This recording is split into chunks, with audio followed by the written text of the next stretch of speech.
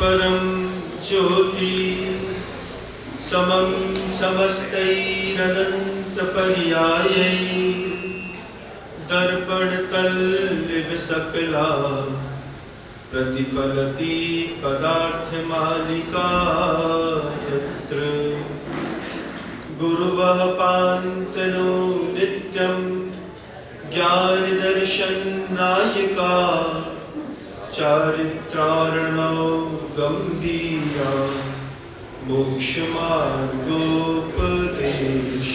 का। अहिंसा परमो धर्म की। परम पूज्य आचार्य भगवंत गुरुदेव श्री विद्यासागर जी महाराज की। वर्तमान आचार्य परमेष्ठी गुरुदेव श्री समय सागर जी महाराज की। समस्त मुनि संघ की। अंदर आकर के गुरु जी एक कहानी सुना रहे थे। सुनो, बड़े अच्छे से गुरु जी ऐसे पहले हाथ रगड़ते, फिर थोड़ी सी अमृत धारा सूंघते। आचार्य जी को अमृत धारा से थोड़ा सा विशेष था कि जब कभी भी कुछ प्रतिकूलताएं होती तो कपूर और अजवाइन का फूल मिला करके और पेपरमेंट मिला के अमृत धारा बनाते हैं। 2 बूंद उंगली में दे दी। आचार्य जी ऐसे सुनते रहे। पैर सामने फैला हुआ था और फैले हुए पैर में मैं गुरुवर को घी लगा रहा था और वयवत्ती चल रही थी। इतने में गुरुजी बोलते हैं, मैं दक्षिण में था ना, तो वहां पर एक कहानी सुनाते थे। हमने कहा आचार्य जी आप सुना दीजिए। सुन तो पहले, शांत तो रहता नहीं है, बीच में बोलता है। ऐसे जैसे मैंने बोला, अब मुझे तो पता ही नहीं था कि गुरुजी सुनाने के मूड में है और आचार्य जी सुनाने के मूड में थे। हमने बीच में एक बात बोल दी, आप सुनाई दीजिए। आचार्य जी ने पंजा हाथ में मारा पैर का, बोल चुप तो रहे, कितना बोलता है। हम चुप हो गए। हमारे साथ और भी मुनिराज, वरिष्ठ मुनिराज थे साथ में, फिर सब चुप हो गए। लेकिन गुरुवर जी मुस्कुरा रहे, बोलते थे हम दक्षिण में थे तो दूसरी क्लास में एक कहानी हमको हमारे शिक्षक सुनाते थे। आचार्य सिंह की प्राय करके जितनी भी कहानियां रही वो सब दूसरी क्लास की रही। आचार्य सिंह हम लोगों ने पूछा एक बार गुरुजी से, गुरुजी ये दूसरी क्लास में कितना पढ़ लिया आपने? तो आचार्य सिंह कहते थे तुम लोगों का दिमाग ही नहीं है। हमने कहा क्यों? मैं जब कहता हूँ दूसरी क्लास में, इसका ये मतलब थोड़ी है कि क्लास 2 में। दूसरी क्लास में कितनी क्लासें लगती हैं? एक क्लास तुम्हारे घर में लगती है, एक रोड में लगती है, एक पट्टी में लगती है, रात में बैठने के बाद एक मंदिर में क्लास लगती है। ऐसे जब मैं कहता हूँ कि दूसरी क्लास में, इसका ये मतलब थोड़ी है कि क्लास 2 में पढ़ लिया है। दूसरी क्लास में, किसी दूसरी क्लास में। मित्र तो सबके रहते हैं ना। तो दक्षिण में गुरुवर बोलते हैं कि एक कहानी हमारे यहाँ हमको हमारे दूसरी क्लास में सुनाई थी। हम लोग ने, मैंने दोबारा कुछ नहीं बोला। मैंने कहा एक बार तो पंजे पड़ गए हैं, दोबारा पढ़ेंगे, चुप रहो। सुनता रहा। गुरुवर कहते हैं एक किसान था, उसके पास बहुत सारी बैलगाड़ियां थी। उस बैलगाड़ी में अच्छे अच्छे बैल जोत दिए जाते थे। किसान धीरे धीरे बड़ा होते होते बड़ा व्यापारी बन गया। लेकिन किसान की बैल से और बैलगाड़ी से मोह नहीं छूटा। बैलगाड़ियों में सामान लाता, बैल लगाता और लेकर के चलता रहता। एक बैल ऐसा था उस किसान के पास, बहुत सुंदर, बहुत बड़ा, मस्त, मजबूत।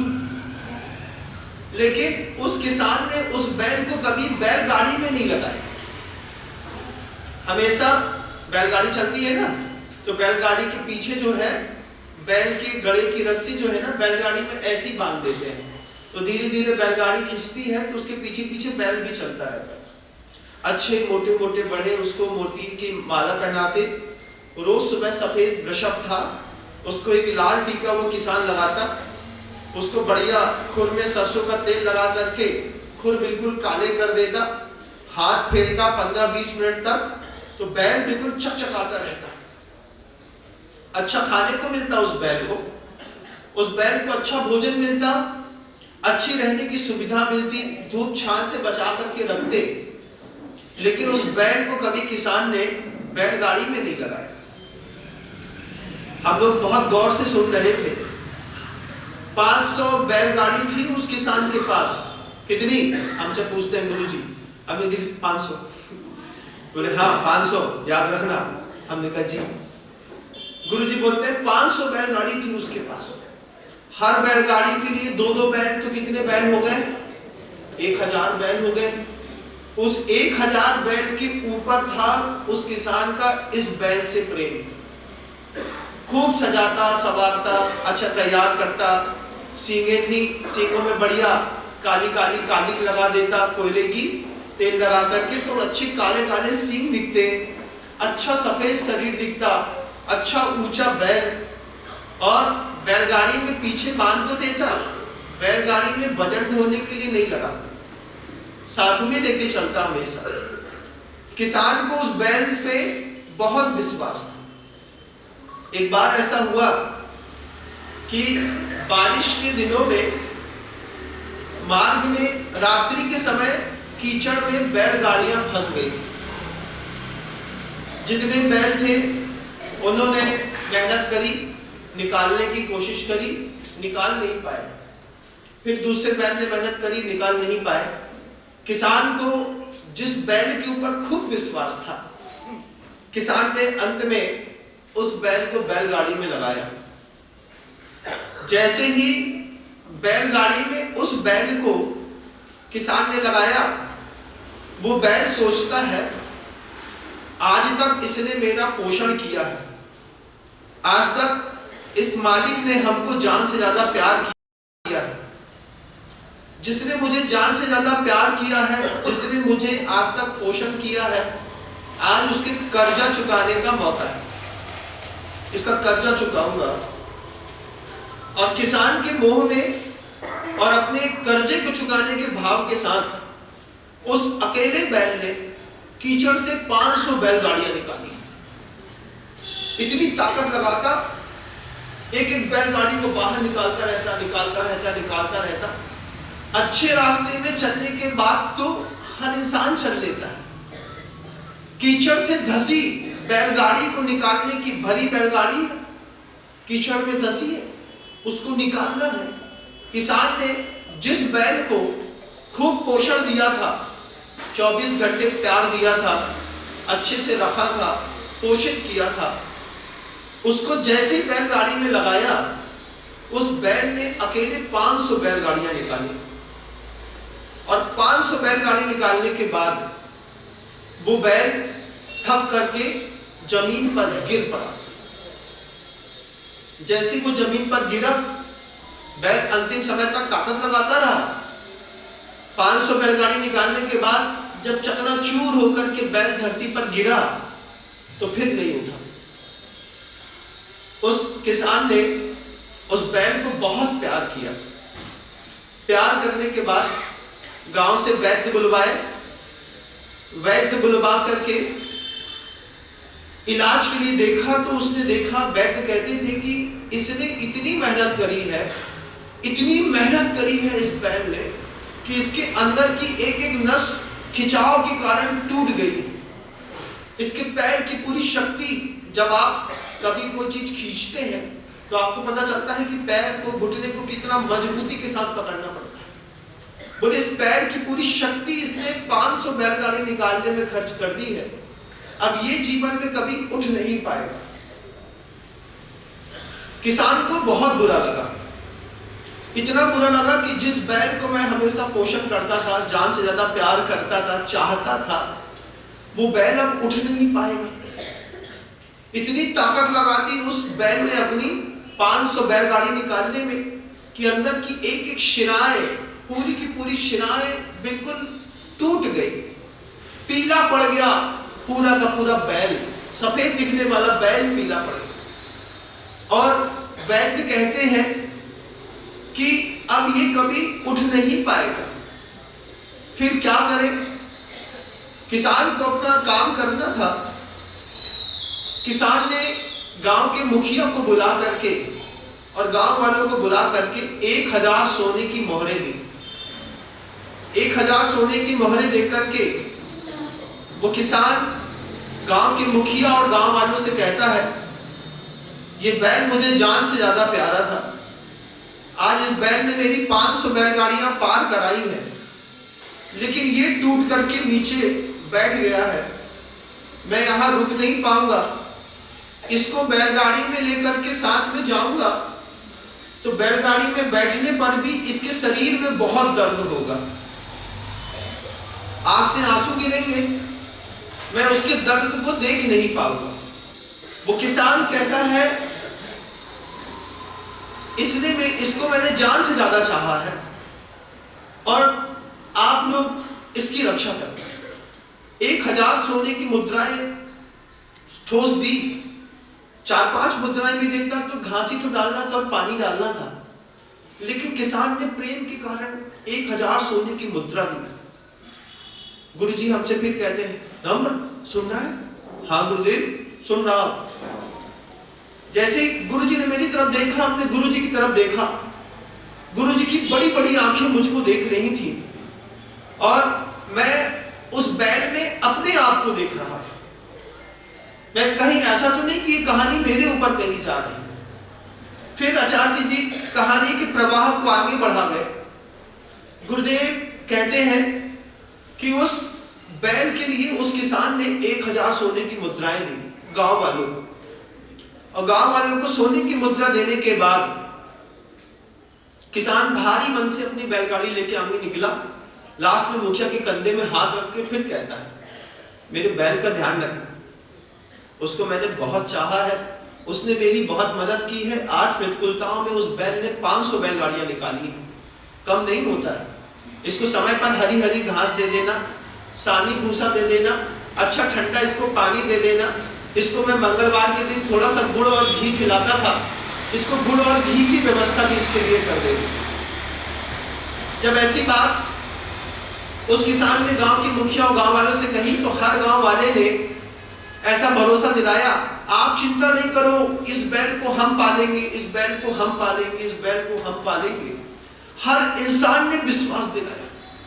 जैसे गुरुदेव जब इधर पर आए थे, आप सब ने गुरुजी को विश्वास दिलाया होगा, जैन शासन को हम ऊंचा करेंगे, हम ऊंचा करेंगे, हम ऊंचा करेंगे। जैन कॉलोनी में मुझे याद है, यहां पर सिर्फ चौके वालों की ऐसी लाइनें लगती थी।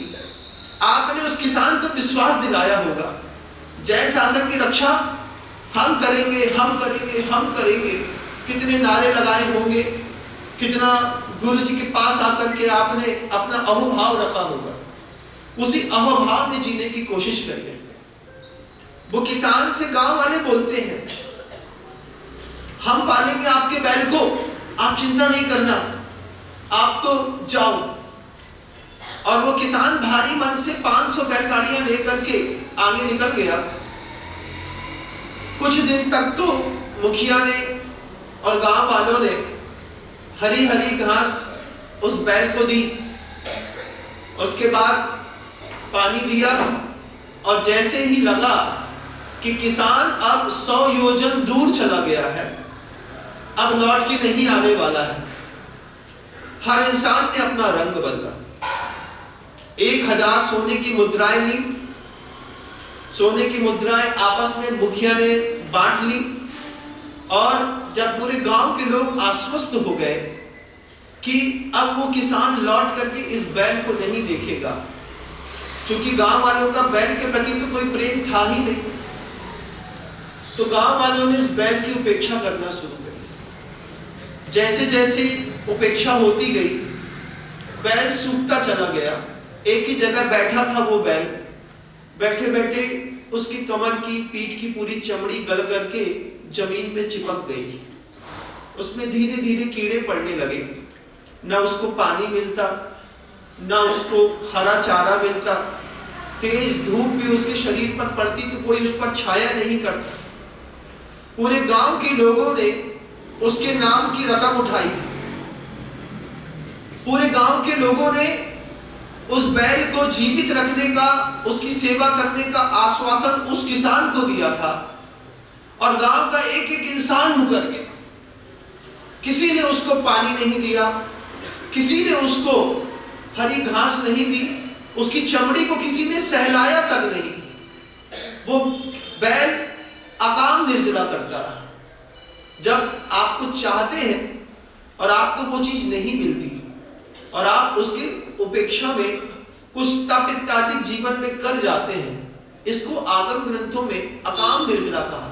चाहते तो नहीं है लेकिन करनी पड़ रही है। उस अकाम निर्जरा को करते करते करते वो बैल मर करके व्यंतर बन गया। ऐसा होता है जब कोई कमजोर बद्दुआ देता है, उसकी बद्दुआ बहुत तेज लगती है। और ये बात भी ध्यान रखिएगा, कमजोर की बद्दुआएं तो बहुत तेज लगती ही है। उस कमजोर के मरने के बाद भी बद्दुआएं बहुत लंबा जीवन जीती है। ऐसा नहीं कि तुम्हारी जिंदगी में किसी को तुमने सताया होगा, वो व्यक्ति आज दुनिया छोड़ के चला गया, चले जाने के बाद भी आदमी की उम्र से उसकी बद्दुआओं की उम्र की तुलना मत करना। आदमी की उम्र 150 साल की, बद्दुआओं की बहुत लंबी उम्र होती है। उस पूरे बैल ने ऐसी बद्दुआ दी पूरे गांव को और मर करके फिर प्रचंड व्यंतर बना और व्यंतर बन करके एक एक इंसान से बदला लिया। जैसे द्वैपायन मुनि को देखा था ना कभी, अंतिम समय तक समता के साथ सहा द्वैपायन मुनि ने, फिर मर करके प्रचंड व्यंतर बने और फिर अग्नि कुमार देव बन करके पूरी की पूरी द्वारिका 12 योजन की खाक कर दी ना। दुर्बल हो गए थे द्वैपायन, दुर्बल हो गया था वो बैल और अंदर ही अंदर घुटता, कसमसाता, संक्लेश करता और सोचता कि मेरा मालिक तो कितना अच्छा था। मेरे मालिक ने इन लोगों को 1000 सोने की मुद्रा दी थी। हर घर में एक एक मुद्रा गई है और किसी भी व्यक्ति ने चारा नहीं डाला, किसी भी व्यक्ति ने मुझे पानी नहीं दिया। संक्लेश परिणाम के साथ मर करके प्रचंड व्यंतर बना और जिन जिन घरों के अंदर मुद्रा गई थी, हर एक इंसान को उसने सताया। कोई रोक नहीं पाया उसको। क्यों? क्योंकि अब जब तक तुम्हारे हाथ में आंख के सामने वो बैल था, तब तक तुम उससे ब्लेसिंग्स ले सकते थे, उसकी दुआएं ले सकते थे। लेकिन जब प्रतिकूल परिस्थितियों में वो बैल पड़ गया, फिर उसकी बद्दुआएं ही काम कर गई और घर घर में बीमारी फैलने लगी। एपिडेमिक फैलती है ना, जब महामारी फैलती है तो ऐसी फैलती है। उस पर उस पूरे के पूरे उस बैल ने जो व्यंतर बन गया था, गांव के एक एक व्यक्ति को चुन करके परेशान किया और जब चुन चुन करके परेशान किया तो गांव के लोग गांव छोड़ करके भागने लगे। भाग करके दूसरे गांव में जब जा करके रहने लगे अपने रिश्तेदारों के यहाँ, तो रिश्तेदार सोचते कि भैया उसको तो व्यंतर लगा हुआ है, अगर यहाँ आ गए तो वो व्यंतर हमको भी परेशान करे। इससे इस कारण रिश्तेदारों ने अपने रिश्तेदारों को भी अपने घर में नहीं रखा। ये कहानी गुरुजी ने हम लोगों को कमरे के अंदर सुनाई थी। हम लोग इतने सीरियस थे इस कहानी को सुनते वक्त। फिर गुरुजी कहते हैं कि पंच परमेष्टि और पंच स्थावर दो चीजें ध्यान रखना। कौन कौन? पंच परमेष्टि और पंच स्थावर। इन दोनों के साथ कभी नमक हरामी मत करना। पृथ्वी, जल, अग्नि, वायु और वनस्पति, ये पंच स्थावर कहलाते हैं। स्था धातु रुकने के अर्थ में होती है। ये चल नहीं सकते, पृथ्वी चल नहीं सकती। पृथ्वी, जल, अग्नि, वायु, वनस्पति, पंच स्थावर। और गुरुजी कहते हैं पंच परमेष्टि, अरिहंत, सिद्ध, आचार, उपाध्याय और साधु। इनके साथ गद्दारी करने वाले, इनके साथ नमक हरामी करने वाले संसार में रह सकते हैं, लेकिन फिर तुम्हारी हवेली नमक हराम की हवेली कहलाएगी। तुम फिर बड़े बड़े महलों में भी रह रहे होगे, लेकिन तुम नमक हराम की हवेली के रहने वाले माने जाओगे उस भवानी सिंह खत्री के जैसे कि जो महाराजा यशवंत राव होलकर के साथ गद्दारी कर गया, और तुम जिनेंद्र भगवान के साथ गद्दारी कर रहे हैं। महाराज, हमने कोई गद्दारी नहीं करी, जिसने गद्दारी करी उसके लिए कह रहा हूं। जो ईमानदार है वो तो मेरे कमरे में आते हैं और कहते हैं इस बात को, जैसे आज नितेश, प्रियंका, ध्रुव का परिवार हमारे बीच में आया, हमारे कमरे में आकर के हमसे कहा कि तीर्थंकर के इस महान शासन के लिए बताइए ना गुरुदेव, हम क्या कर सकते हैं, मैं कैसे तीर्थंकर का सहयात्री बन सकता हूं। उनके शब्द सुनकर के मुझे इतना अच्छा लगा। उन्होंने कहा मुझे तीर्थंकर का सहयात्री बनना है, उसके लिए मैं क्या कर सकता हूं, मेरे योग जो है आप बता दीजिए। हमने उनसे कहा कि तीर्थंकर के सहयात्री बनने हैं तो अपने को ऐसा ऐसा करना है। और पहली बार में नितेश, प्रियंका, ध्रुव, आरती, उनके पूरे परिवार ने 17 लाख रुपए की बोली स्वीकार कर दी। ये वफादारों की हवेली में शामिल लोग हैं। इनके मकान के सामने लिख सकते हैं कि जिनेंद्र भगवान के पवित्रतम शासन को स्थायित्व बनाए रखने के लिए हमने अपनी पुरुषार्थ से अर्जित संपत्ति का प्रयोग जिनेंद्र भगवान के मंदिरों में किया है। इस बात का आपको गौरव होना चाहिए था। लेकिन नमक हरामों की हवेलियां भी कम नहीं है। नमक हरामों की ऐसी हवेलियां हैं पंच स्थावरों की भी और पंच परमेष्टि के प्रति। आप देखिए कैसी नमक हरामी है, जिस जल के कारण आपका पूरा जीवन टिका हुआ है। 10 लीटर अनछना पानी एक बार टॉयलेट जाने पर आप फ्लश कर देते हैं। क्या ये जल के साथ नमक हरामी नहीं है? बोलो, है महाराज। आपको पता है कि पृथ्वी का दोहन करने के बाद कोयला निकाल करके थर्मल पावर स्टेशन से इलेक्ट्रिक बनती है, और आपने एक एसी चालू किया और एसी चालू करके दूसरे कमरे में जाकर के बैठ गए। तुम्हारे पैसे वाले हो, इसका ये मतलब नहीं है कि संसाधन बर्बाद करोगे। इस बात को ध्यान रखना। पैसे वाले को कोई अधिकार नहीं है संसाधन बर्बाद करने का।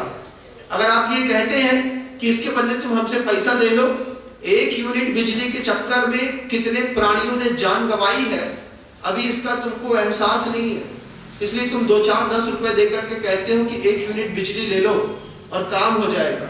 नमक हराम है वो लोग जो हर चीज को पैसे से तौलते हैं। पृथ्वी खनन होता है, कोयला निकलता है, थर्मल पावर स्टेशन में, एनटीपीसी में जाती है। बड़े बड़े लोग बॉयलर में काम करते हैं, परमाणु ऊर्जा संयंत्र से बनती है बिजली। तुमने अग्नि की कीमत नहीं करी, अग्नि के लिए तुम नमक हराम हो गए। तुमने पानी की कीमत नहीं करी, थोड़ा सा छोटे से मग्गे में लेकर के भी तुम अपना काम कर सकते थे। लेकिन घर के अंदर तो जैगवार का नया नल लगवाया था, चालू करके ब्रश घुमा करके चले गए। पानी लगातार मुलायम सा एहसास दिलाता हुआ बह रहा है, खुरखुर की उसमें से आवाज आ रही है, सुन करके तुमको रहीसी फील हो रही है। लेकिन तुम जल के साथ नमक हरामी कर रहे हो। अनछने पानी को तुमने कुल्ला करने में कितना बहाया। ये गद्दारी है भवानी सिंह खत्री के जैसे महाराजा यशवंत राव होलकर के साथ करी थी। हमने जल के साथ गद्दारी करी, आज जल कीमती हो गया। जो पानी बेहिसाब मिलता था, 30 रुपये लगते थे महीना भर के, आज घर के अंदर पानी का मीटर लगा हुआ है। ये पानी का मीटर जब बोलता है ना 800, 900, 1100, 1200, 1600, 2000, तब लगता है कि पानी कितना कीमती है। पानी की कीमत दुबई में देखिएगा, सिंगापुर में देखिएगा पानी की क्या कीमत होती है। आने वाला भविष्य भारत का भी सिंगापुर और दुबई के जैसा होगा, क्योंकि ग्लोबल वार्मिंग को लेकर के आपको तो लगता है अरे हमारी तो कछु भूलते ही नहीं है, हम तो कछु करते ही नहीं है। कर तो रहे हैं कारखाने वाले, हम तो बड़े दूध के दूल्हे हैं।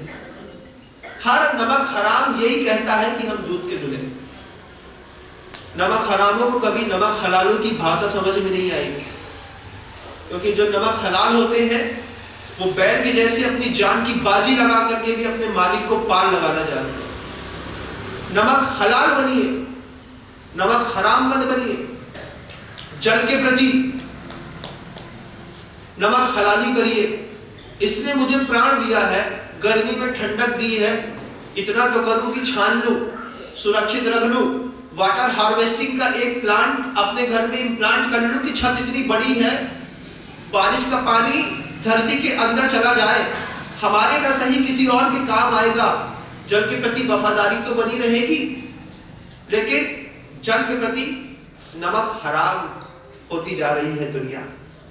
इसका फल निकलेगा, आज नहीं तो कल निकलेगा। नमक हरामी का फल निकलेगा, आज नहीं तो कल निकलेगा। आपने पृथ्वी का इतना दोहन किया, क्या खोद करके देख लिया? अभी दिल्ली में अर्थक्वेक आया है हल्का सा, जब ये भारी वाला आएगा ना तो मिट्टी की काया मिट्टी में समाने में ज्यादा समय नहीं लगेगा। जिस अट्टालिकाओं में रह रहे हो ना, सिर के ऊपर कितना वजन धरा है तुमको पता नहीं है, और धरती एक बार कांपेगी तो तुम्हारे पैसे से कमाई गई ईंट तुम्हारे मूड में पड़े है, और फिर होता है कि मूड फूट जाए है, अब फूटने के बाद तुम्हारा दाह संस्कार ना हुई है, होता है कि दबे दबे तुम मर जाए हो। क्यों? क्योंकि नमक हरामों की यही गति होती है। पृथ्वी के साथ नमक हरामी, जल के साथ नमक हरामी, अग्नि के साथ भी नमक हरामी। इलेक्ट्रिक चालू करके चले गए, घर से बाहर चले गए, लाट साहब है, बड़े पैसे वाले हैं, तो बड़ी गाड़ी में एसी चालू करके सो रहे हैं। पेट्रोल कहां से आता है पता है? पैसे से नहीं आता है, जान दे करके आता है पेट्रोल। जब हजारों गइयों की स्लॉटिंग होती है, स्लॉटिंग होने के बाद मांस के बदले पेट्रोल मिलता है। तुम्हारी अय्याशी के चक्कर में किसी गाय ने अपनी जान गंवाई है, ध्यान रखना इस बात। ये अग्नि के प्रति वफादारी रखिए, जितना प्रयोग करना था कर लिया, छोटे छोटे बल्ब लगा ले, इतने में भी काम चलता है। ऐसे झकमक झकमक झकमक पूरा घर चमका के रखा है, अपना क्या मनन, अपन तो बड़े घर के लोग हैं। हाँ, तुम बड़े घर के तो हो, लेकिन तुमने अभी वफादारी नहीं सीखी। तुमने अभी ये नहीं देखा है कि जिसने हमको पोसा है, जिसने हमको पाला है, जिसने हमको बड़ा किया है, उसके प्रति, पंच स्थावरों के प्रति आपको वफादार बनना पड़ेगा। अगर आप पंच स्थावर के प्रति वफादार नहीं है तो घर के अंदर रोटी खाते समय भी सोचना ये नमक हराम है जो रोटी खा रहा है। नमक हलालों के चेहरे देखोगे तो अपने आप चेहरे के अंदर वफादारी दिखाई देने लगेगी। फिर कहता हूं उस बात को कि नमक हराम कभी नमक हलाल की वफादारी और उसकी भाषा कभी समझ नहीं सकते। आचार्य भगवंत ने इसकी वफादारी मूलाचार में रखी। मूलाचार में रख करके गुरुदेव ने एक कारिका लिख दी, संसार में रहना जदम चले जदम चिट्ठे जदमासे जदम सहे जदम भासे बुज्जे जमना पापम बज्जई। मूलाचार में आचार्य भट्ट के भगवान ने ये गाथा लिखी। ये गाथा लिख करके हमको समझा के गए वफादार रहना, पंच स्थावर के प्रति भी और पंच परमेष्टि के प्रति भी। पंच स्थावरों के प्रति इतनी वफादारी है कि 1 लीटर पानी में पूरा दिन निकालने की सामर्थ्य रखता है एक दिगंबर मुनि। एक कमंडल में 1 लीटर बस पानी डाल दो। लगातार हम और सौम्य सागर जी लगातार प्रयोग करते रहे। मोटी टोटी रहती थी, उसमें पतला पाइप घुसाया, इसकी फोर्स अगर धीमे होगा तो पानी और कम खर्च होगा। हमने अपना पाइप का होल धीमा किया, गुरुजी का मोटा था, गुरुजी का मोटा होता है, हमने गुरुजी के पाइप, कमंडल के पाइप में भी एक पाइप फंसा दिया। हमने कहा आचार्य जी इससे पानी कम खर्चा होता है, तो आचार्य जी बोलते यही तो मैं कह रहा था, इतने दिन से किसी को सूझ क्यों नहीं गई है। मैंने कहा आचार्य जी मैंने उसमें एक पाइप लगा दिया है। तो आचार्य जी शुद्धि करते बोलते आपको जल संरक्षण के लिए धन्यवाद। हमने कहा गुरुदेव हमें लगा कहीं आपको बुरा न लग जाए, आपसे बिना पूछे लगा दिया। बोले नहीं, यही तो विवेक कहलाता है कि टोटी का पानी का पाइप इतना पतला किया। अभी सबसे पतला किसी का पाइप दिखेगा ना तो हमारे मुनिराज श्री सौम्य सागर जी के कमंडल की टोटी का पाइप पानी जो है ना बहुत पतला है। और हम लोग प्रैक्टिकल करते रहे, बोले जितना कम पतला छेद होगा उतना पानी फोर्स से गिरेगा, और आपको पानी से हाथ धोना है ना कि फोर्स से हाथ धोना है। तो थोड़े पानी में भी हाथ धोने की कला हम लोगों ने सीखी। हम लोग को देख करके सबने अपनी अपनी टोटी का पाइप जो था होल था वो कम किया। फेमस हो गए हम लोग। बोले और कुछ पतला हो गया, कोई बोला तो हमसे सुई के अंदर से तुम हाथ धोले करो। हमने कही वो सीरीज वालों हमारी टोटी में फंस नहीं रहा है, नहीं तो हम उससे काम कर लेंगे, ये बोला हमने। लेकिन ये क्या थी? वफादारी है कि एक दिगंबर साधु 1 लीटर पानी एक बार कमंडल में चौके का भरवा देता है ना, उसके बाद पूरा दिन निकाल करके दुबई सुबह का जंगल होकर के शौच होकर के आकर के फिर उसको खाली करता है, उसको दोबारा भरना नहीं पड़ता। 1 लीटर में एक दिन की जिंदगी जी सांस जा सकती है। आरिकाएं तो इस मामले में और आगे, हमारे तो कमंडल फिर भी 1.25 लीटर का है, उनका तो बुटैया रहती है, शंकर जी की बुटैया छोटी सी 400 ग्राम पानी में काम चला लेती है। और तुमको एक दिन के पूरे निर्वाह में कितना पानी चाहिए है, एक बार सोचो। ये नमक हरामी बंद करो, जल के प्रति, अग्नि के प्रति, वायु के प्रति भी। हवा चालू करी, कूलर पंखा चालू किए, चलते बने साहब, बड़े घर के हैं।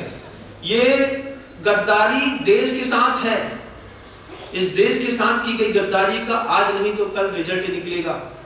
जब आपको इलेक्ट्रिक कहीं और से खरीदनी पड़ेगी, संसाधन है, आज नहीं तो कल खत्म हो जाएंगे। अगली आने वाली जनरेशन, तुम ऐसा कुछ मत करो कि तुम्हारे गुनाह की छाया तुम्हारी औलादों पर पड़े। कुछ ऐसी नेकी करके जाओ कि तुम्हारी नेकी का एहसान मंद तुम्हारी औलादें हो कि हमारे पिता ने कम से कम ऐसा तो किया। चामुंडराय ने जब प्रतिमा बनाई होगी तब उसके पूर्वज जो उनकी संतानें होंगी वो भी तो सोचते होंगे कि हमारे बाबा ने, हमारे परबाबा ने, हमारे दादा ने इतनी बड़ी प्रतिमा बना के चले गए। क्या किया कि माता पिता की नेकियों का एहसास उनकी संतानों को होने दो, और आपके इस गुनाह के कारण आपकी संतान बर्बाद होंगी तो आप भी जवाबदार होंगे। ऐसा तो नहीं है कि आप जवाबदार नहीं होंगे। आचार्य सिंह जी ने शुरुआत करी थी नमक हराम की हवेली से, और लेकर के हमको कमरे के अंदर कहानी सुनाने लगे उस बैल की। बैल के बाद पंच स्थावर पर गुरुवर आए, पृथ्वी, जल, अग्नि, वायु और वनस्पति, जितना संरक्षण कर सकते हैं इनका संरक्षण करिए, पोषण करिए, बड़ा करिए। उसके बाद गुरु जी कहते हैं पंच परमेष्टि, जिन आचार्य, जिन उपाध्याय, जिन साधु की कृपा से ये जिन धर्म पल्लवित और पोषित हुआ। पैसे वाले लोग किसी दूसरे धर्म में जब पैदा हो जाते हैं ना, तो बकरा काट करके कौन सी प्रतिमा के सिर पर उल्टा लटका देते हैं। तुम्हारी किस्मत तेज थी, तुम्हारे जैसा परमात्मा पूरे विश्व में कहीं किसी को नहीं मिलेगा। तुम्हारे जैसा तुमको परमात्मा मिला है ना, ऐसा परमात्मा पूरी दुनिया में किसी को नहीं मिलेगा। कि जो पापी के ऊपर भी करुणा करना जानता हो, ऐसे परमात्मा को अखिल विश्व में खोज लो, लेकिन मिलेंगे तो सिर्फ जैन शासन के तीर्थंकर मिलेंगे, जिन्होंने पापी की भी हिंसा नहीं करी, धम्मो दया विस्तु कह करके पापी को भी छोड़ा, कमर जैसे लोगों को छोड़ा। ऐसे पवित्रतम जिन शासन में आकर के अरिहंत के प्रति नमक हलाली करना सीखो, नमक हरामी नहीं। अरिहंत के प्रति, सिद्ध के प्रति, आचार परमेश्वर के प्रति नमक हलाली करना सीखो। इस बात के अंदर खुशी रखो कि जिसके कारण हमको रोटी मिलती है, ऐसे अरिहंत, सिद्ध, आचार, उपाध्याय और साधु परमेष्टि के प्रति हम जन्म से वफादार थे, जन्म से वफादार हैं, जन्म तक वफादार रहेंगे। ये वफादारी की कहानियां मन के अंदर रखिएगा बैठा कर। आचार परमेष्टि के प्रति वफादार बनना सीखो। कैसे वफादारी होती है? अभी तो आचार्यों से दीक्षा ले ली और अपनी जिंदगी जीने में लग गए, उत्तम स्वात्म चिंता से आते। बड़ी सरल बात है, लेकिन आचार्यों का विजन देखो। पंचम काल है, इस पंचम काल में किसी को मोक्ष नहीं होता, ये बात बिल्कुल तय है। उसके बाद भी साधु साधना करता है। क्यों करता है महाराज? इस साधना का परिणाम निकलेगा अगली पर्याय में उत्तम द्रव्य, उत्तम क्षेत्र, उत्तम काल और उत्तम भाव मिलेंगे। फिर एक बार साधना करेंगे, फिर एक बार मुनि बनेंगे, फिर एक बार तपस्या करेंगे और विदेश क्षेत्र में तीर्थंकर के साक्षात दर्शन करके और सिद्धालय में जाकर के बैठ जाएंगे। वहां पहुंचने की कवायद है। यहां से भगवान बनने की कोई कवायद नहीं है। यहां से साधना का सिर्फ एक उद्देश्य है कि उत्तम द्रव्य, उत्तम क्षेत्र, उत्तम काल और उत्तम भाव एक बार मिल जाए भगवान, पुंडावसर्णी काल में तो पापी पैदा होते हैं, हम भी तो पापी ही हैं, लेकिन दिमाग में एक बत्ती जलती है कि जिन गुरु की कृपा से मार्ग दिखाई दे गया, जिन गुरु की कृपा से हमको हमारा संसार का अंत दिखाई दे गया, उन बड़े बड़े महान आचार्यों के प्रति वफादार रहे, नमक हरामी न करें। नमक हरामों की हवेलियां तो हो सकती हैं, लेकिन बेचारे बदनाम बहुत होते हैं। तुमको संसार में कोई पूछेगा, इसके लिए संसार जवाबदार नहीं है, इसके लिए तुम जवाबदार हो कि तुम कुछ ऐसा करो कि संसार के लोग बोले कि उसके होने से जैन समाज का अस्तित्व था, उसके होने से शासन की सुरक्षा थी, उसके होने से मुनियों का बहुमान बढ़ता था। इसके लिए तुमको खुद करना पड़ेगा। आज उठ करके आए, कल उठ करके आए, इसके पहले उठ करके आए, लगे हैं वो लोग, बिजनेस करते हैं बड़ा बड़ा, लेकिन विद्वान भी अपनी हैसियत और बहुमान वाला करते हैं। क्यों? तीर्थंकर का सहयात्री बनता है महाराज। हम जवाबदारी नहीं उठाएंगे तो कौन उठाएगा? किससे अपेक्षा रहे? कौन करेगा जिन शासन की सेवा? कोई दूसरी करेगा? किससे? इसके सामने वाली कॉलोनी वाले से बोलेंगे तो क्या वो जैन शासन संभालेगा? नहीं संभालेगा। लेकिन यहीं के लोग अगर नहीं संभालेंगे तो फिर नमक हरामों की हवेलियां तो कई देखी है हमने, उसमें आपके परिवार का नाम ना आए, इस बात की आप बस चिंता करते रहियो कि पंच स्थावर और पंच परमेष्टि के प्रति हमको नमक हराम नहीं बनना है। दया क्षमा का उपदेश कहां से सीखा था तुमने? मां के पेट से सीख के आए थे, वात्सल्य मां के पेट से सीख करके आए थे, पाप पुण्य मां के पेट से सीख करके आए थे। क्या सीख करके आए थे तुम पेट से? क्या आता था तुमको?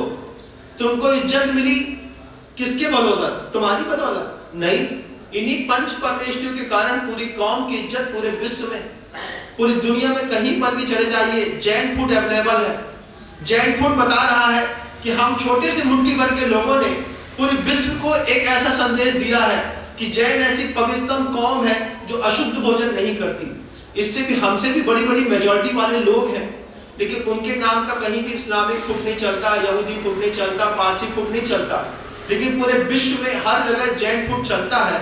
इसका कमाल क्या आपने किया? तुमने कुछ नहीं किया। तुम तो आलू प्याज लहसुन और पता नहीं क्या क्या खाते हो रात में 12 बजे तक। फिर किसका कमाल है कि पूरी दुनिया में जैन फूड मिलता है? जैन संतों की ताकत थी कि पूरी दुनिया में जैन फूड मिलने लगा। पंच परमेष्टि के प्रति नमक हरामी मत कर, पंच स्थावर के प्रति नमक हरामी मत करना। गुरुजी कहते थे हम लोगों से, वफादार बनो अपने गुरु के। हमने कहा गुरुजी आपको देख करके तो सीखते हैं कि आज दादा गुरु नहीं है, उसके बाद भी आप कितना दादा गुरु का नाम लेते हैं, कितना दादा गुरु के उद्देश्य की, आदर्शों की चिंता करते हैं, सुबह से लेकर शाम तक लगते हैं। ये वही बैल है जो चंद्रगिरी में इतने सारे लोगों को पार लगा करके, थक करके, पीले पड़ करके और चले गए। सोचिएगा क्या किया है आचार्य भगवंत ने हम सबके लिए। कहां हम लोग पढ़े थे, हम लोग खुद जानते हैं। हमारा अतीत हमसे अच्छा कौन जानेगा, और आपका भी अतीत आपसे अच्छा कौन जानेगा। जवानी में, बुढ़ापे में, अधेड़ अवस्था में, बचपन में कितने पाप किए थे तुमने, हमने। आचार्य सिंह जी की एक मुस्कुराहट से सारे पाप स्खलित हो गए। जब गुरुजी ने कहा कि काम करना, 3 उपवास कर लेना, सब ठीक हो जाएगा। इतने में कोई एक ऐसा परमात्मा था जीवित अवस्था में जो हमारे पाप के बोझ को मिटाने की सामर्थ्य रखता था। वो 55 साल 57 साल तक लगातार हर बैलगाड़ी को पार कराते रहे।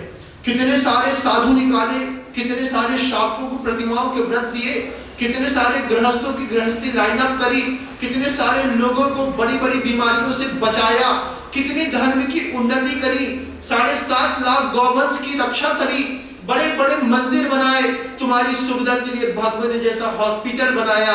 अंत में गुरुदेव थक करके चूर हो गया, वो बैल गिरा तो फिर उठा नहीं, लेकिन अंतिम समय तक वो बैल कहता रहा, जिसका खाया है, जिसके लिए पोषित हुए हो, जिससे पोषित हुए हो, उसके प्रति वफादार बनो। नमक हलाली करो, नमक हरामी मत करो। महल तो तुम्हारे बने मिलेंगे, लेकिन इस प्रवचन को सुनने के बाद पूरी दुनिया आपको एक अलग नजर से देखेगी, और आप भी इस प्रवचन को सुनने के बाद अपने आप को एक अलग नजरिए से देखना कि मुझे जिन शासन का नमक हराम बनना है कि नहीं बनना है। जिन शासन का नमक हराम नहीं बनना, तुम्हारे घर के अंदर जितनी भी अनुकूलताएं हैं, ये जिनेन्द्र प्रभु की अरहत स्थित आचार्य उपाध्याय परमेष्ठियों की कृपा है। गुरुदेव श्री विद्यासागर जी महाराज।